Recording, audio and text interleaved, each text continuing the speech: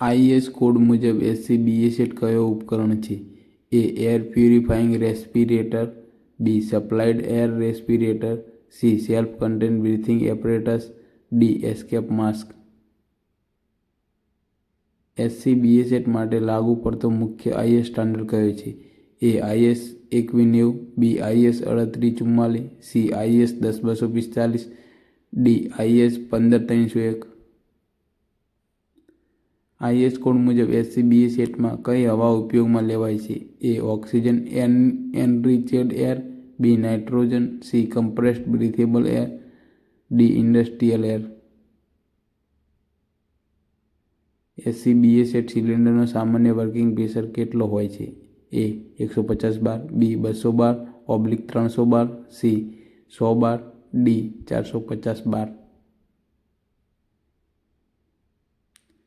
IAS code મુજબ low pressure warning alarm ક્યારે ચાલુ થવો જોઈએ? A 100 bar, B 80 bar, C 55 ± 5 bar, D 20 bar. SCBA cylinder સામાન્ય રીતે કઈ સામગ્રીનો બનેલો હોય છે? A cast iron, B aluminium only, C steel composite, D plastic. SCBA હાર્નેસનો મુખ્ય હેતુ શું છે? Cylinder decoration, B mass holding, C સિલિન્ડરને શરીર સાથે સુરક્ષિત રીતે બાંધવું, D alarm control.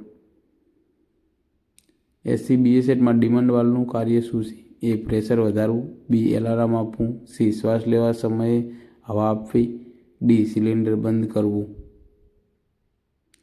SCBA cylinder hydrostatic test સામાન્ય રીતે કેટલા વર્ષે થાય છે? એ 1 વર્ષે, બી 3 વર્ષે, સી 5 વર્ષે, ડી 10 વર્ષે.